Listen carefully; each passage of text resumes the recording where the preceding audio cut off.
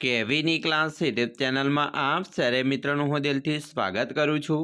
આજે વિદ્યાર્થી મિત્રો વાત કરવાના છીએ ધોરણ 5માં આપણી નવીન સ્વાધ્યાયન પોથી જે આપવામાં આવેલી છે તેમાં ભાગ નંબર 3માં ગુજરાતી વિષયનો પાઠ નંબર 8 છે લીલાછમ ખેતરનો રખેવાળ, જેના પાઠનું આપણે આ વિડીયોમાં સચોટ સાચું અને સંપૂર્ણ સોલ્યુશન કરીશું। તો ચાલો વિદ્યાર્થી મિત્રો વિડીયોની શરૂઆત કરીએ। તેના પહેલાં તમે ખાસ કરીને ચેનલમાં નવા આવેલા હોય તો મારા વાલા વિદ્યાર્થી મિત્રો ચેનલને અવશ્ય સબસ્ક્રાઇબ કરી વિડીયોને લાઇક અને શેર કરવાનું પણ ન ભૂલતા। પાઠ નંબર મિત્રો 8 છે લીલાછમ ખેતરનો રખેવાળ, જેની અંદર આપણે મિત્રો સૌપ્રથમ પ્રશ્ન નંબર 1 થી શરૂઆત કરીશું। નીચેના પ્રશ્નોના ઉત્તર આપવાના છે। તેમાં પ્રશ્ન 1 છે TS1નો ઉપયોગ કોણ કરતું હતું, શા માટે? તો મિત્રો આપણો જવાબ છે TS1નો ઉપયોગ વૈજ્ઞાનિકો અને સંશોધનકારો જ કરી શકતા, કારણ કે તે પ્રાયોગિક રીતે જ વપરાતું હતું। બીજું, TS1 દિગ્વિજયને કયા યુગમાં લઈને ગયું હતું? તો જવાબ છે TS1 દિગ્વિજયને જુરાસિક યુગમાં લઈને ગયું હતું। 3, જો આપણે એ સમયમાં કોઈ ભૂલ કરીશું તો તેનો કેટલો ભયંકર પરિણામ આ સમયમાં આવી શકે, આવું શાંતા પરમાર શા માટે કહ્યું હશે? તો મિત્રો આવું શાંતા પરમાર એટલા માટે કહ્યું હશે, એ સમયમાં કરેલી ભૂલના ભયંકર પરિણામ આ યુગમાં આવી શકે છે। દિગ્વિજય શા માટે ચક્કર ખાઈ ગયો? દિગ્વિજય મિત્રો ડાયનોસોરની ગર્જના સાંભળીને ચક્કર ખાઈ ગયો। 5, મુસાફરી કરીને પરત આવ્યા ત્યારે પ્રયોગશાળાની હાલત કેવી હતી? મિત્રો મુસાફરી કરીને પરત આવ્યા બાદ પ્રયોગશાળાની જગ્યાએ એક વિચિત્ર બાંધકામ હતું, માત્ર ભયંકર સન્નાટો હતો। 6, ચાડીઓ પંખીઓને ચોર શા માટે કહે છે? તો મિત્રો ચાડીઓ હોવા છતાં પંખીઓ ખેતરમાં ચણવા આવી ગયા, તેથી ચાડીઓ પંખીઓને ચોર કહે છે। 7, ચાડિયાની શાની નવાઈ લાગી છે? તો મિત્રો થોડની વાળ હતી, છિંદે બાવળ કાંટા હતા, છતાં ખેતરમાં પંખીઓ આવી ગયા, તેથી ચાડિયાની એ જોતા નવાઈ લાગે છે। 8, ખેતરની વાડ શેની બનાવવામાં આવી છે? તો મિત્રો ખેતરની વાડ બાવળ કાંટા થોર વગેરેની બનાવવામાં આવી છે। 9, ચાડીઓ પંખીઓને કેવી રીતે દાણા આપશે? તો ચાડીઓ પંખીઓને છુપાઈને દાણા આપશે। 10, ખેતરમાં પાકને ડુંડા કેવા આવ્યા છે? તો મિત્રો ખેતરમાં પાકને મૂઠ ડુંડા આવ્યા છે। પ્રશ્ન 2 છે આપેલા વાક્યો કોણ બોલ્યું હશે તે ઓળખીને કોષ્ટકમાં લખો। તો મિત્રો ચાડીઓના પહેલા વાક્યો જોઈ લઈએ। હું ડોળા ગાડીશ, હું રખેવાળ છું, ચાલો ઉઠો અહીંથી, તમે અંદર ક્યાંથી આવ્યા, છાનામાના દાણા આપીશ, ખેડૂત, મેં વાડ કરી નાખી છે, લીલો મોલ છે, ખેતરનું ધ્યાન રાખજે, એક પણ દાણો ઓછો ન થાય। પ્રશ્ન મિત્રો 3, આપેલા ત્રણેય શબ્દોનો ઉપયોગ કરી એક વાક્ય બનાવો। મિત્રો પહેલું વાક્ય છે માટલું, ઘાસ, જૂના કપડાં, ખેતરમાં પાણી ભરેલો માટલો ઘાસ પાસે મૂકીને હું જૂના કપડાં પહેરી પાક કાપવા ગયો। બીજું, ખેતર પંખીઓને ગોફણ, ખેતરમાં ઊભા પાક પર પંખીઓ આવે છે ત્યારે તેને ઉડાડવા માટે ગોફણનો ઉપયોગ થાય છે। ત્રીજું, મોલ, ડુંડા અને દાણા, તો ખેતરમાં ઊભા રહેલા મોલ પર ડુંડા આવે છે જેમાં ખૂબ મોટા દાણા છે। ચોથું છે દિવાળી, રંગોળી અને દીવા, દિવાળી આવે ત્યારે આંગણે રંગોળી પૂરીએ છીએ અને દરવાજે દીવા મૂકીએ છીએ। 5, ગ્રાઉન્ડ, ક્રિકેટ ને પ્લેયર, ક્રિકેટના ગ્રાઉન્ડ પર પ્લેયર ક્રિકેટ રમી રહ્યા છે। પ્રશ્ન 4 છે આપેલા મુદ્દા પરથી 6 થી 8 વાક્યો લખો। મિત્રો અહીંયા મુદ્દો છે માર્કેટ, ખરીદી કરવા માટે શાકભાજી, અનાજ, મીઠાઈઓ વગેરે અલગ અલગ પ્રકારની દુકાનો, ઓનલાઈન પેમેન્ટ અને બારકોડ સ્ટીકર। તો આના ઉપરથી આપણે લખી શકીએ કે આપણે કોઈ પણ વસ્તુની ખરીદી કરવા માટે માર્કેટમાં જવું પડે છે।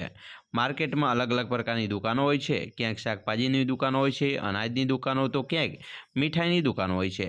આ સિવાય ત્યાં રેકડીઓ, લારીઓ વગેરે પણ હોય છે, તો ક્યાંક મોટા માર્કેટ મોલ પણ આવેલા હોય છે। હવે મોટી દુકાનો અને મોલમાં ઓનલાઈન પેમેન્ટ થાય છે થતા હોય છે અને બારકોડ સ્ટીકર પણ હોય છે, જેને સ્કેનર કરીને પણ પેમેન્ટ થતું હોય છે। બીજો પ્રશ્ન છે બર્થડે, મારા ઘરે ઉજવણી, ચોકલેટ, કેક ખરીદી કરી, મિત્રોને આમંત્રણ આપ્યું, સમોસાની, કોલ્ડ ડ્રિંક્સનો નાસ્તો રાખવો હતો, પણ કાલે મારા ઘરે મારી નાની બહેનનો બર્થડે હતો, મારી નાની બહેનનો બર્થડેની ઉજવણી કરવા માટે હું ચોકલેટ, કેક ખરીદવા બજાર ગયો, બજારમાંથી ખરીદી કરીને ઘરે આવ્યો અને મિત્રોને પણ આ બર્થડે પાર્ટીમાં આવવા માટે આમંત્રણ આપ્યું। આવનાર મિત્રો માટે મારે સમોસા, કોલ્ડ ડ્રિંક્સનો નાસ્તો રાખવો હતો, પણ શિયાળો હોવાથી મેં કોલ્ડ ડ્રિંક્સ રદ કરી અને સમોસા જ લાવ્યા। પ્રશ્ન 5 છે વાક્યમાં ભૂલવાળા શબ્દો રેખાંકિત કરો અને સાચું વાક્ય લખો। મિત્રો અહીં ઉદાહરણ આપેલું છે દિગ્વિજય કેમેરાને ફોટો પાડ્યો, તો મિત્રો દિગ્વિજય કેમેરાથી ફોટો પાડ્યો, આવી રીતે સાચું વાક્ય આપણે લખીશું। 14 કરોડ 6 વર્ષ પહેલાંથી જ પૃથ્વી આવી નહોતી. તો મિત્રો અહીંયા જવાબ લખીશું 14 કરોડ વર્ષ પહેલાં પૃથ્વી આવી નહોતી. બીજું, કશ્યપ મોટીમાંથી બૂમ પાડી, પરંતુ કશ્યપે મોટેથી બૂમ પાડી એવી રીતે લખાશે. ત્રીજું, 10 વાગ્યામાં રાહ જોઈ પણ ટ્રેન ના આવી. તો 10 વાગ્યા સુધી રાહ જોઈ પણ ટ્રેન ના આવી.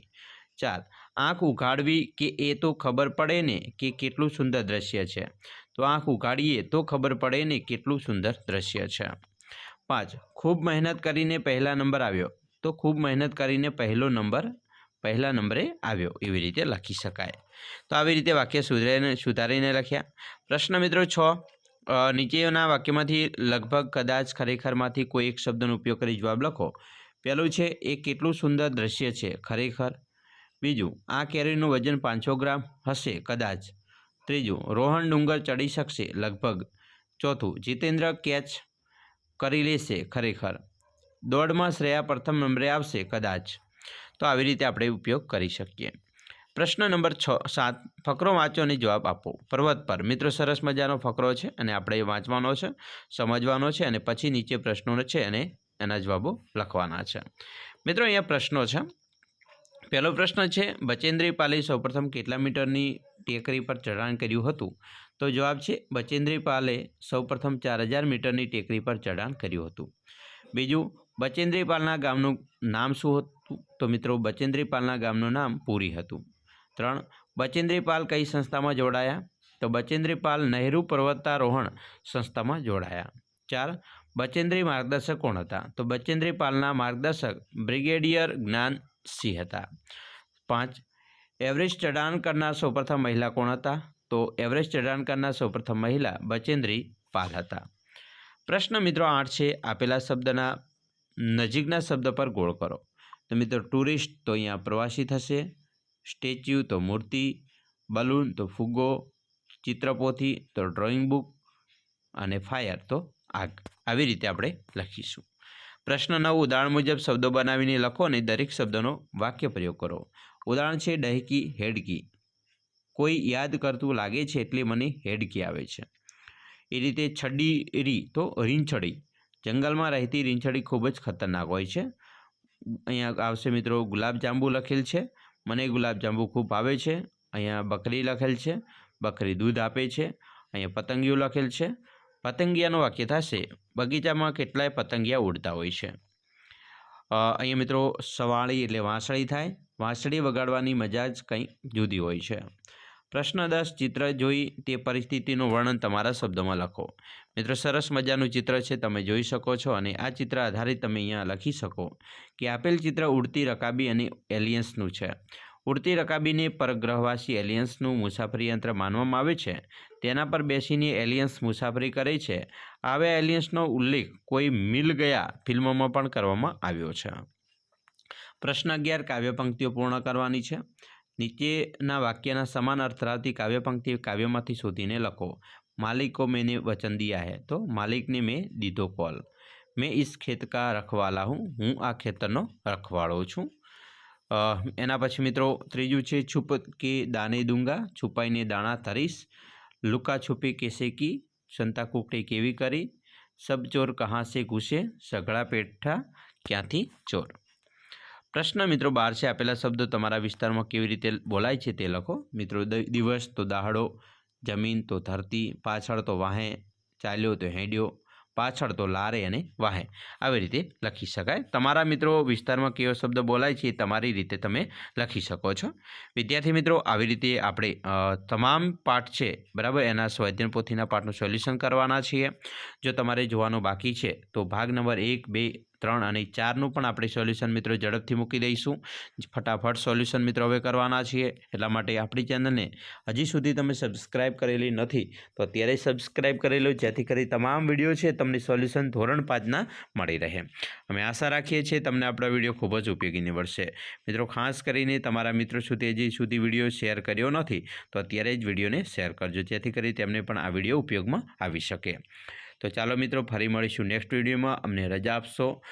જય હિન્દ, જય જય ગરવી ગુજરાત. અને ખાસ મિત્રો ચેનલમાં નવા હોય તો ચેનલને મિત્રો સબસ્ક્રાઈબ કરી વિડીયોને લાઈક કરજો અને તમારા મિત્રો સુધી વિડીયોને શેર કરવાનું પણ ન ભૂલતા. ચાલો મિત્રો, ફરી મળીશું નેક્સ્ટ વિડીયોમાં.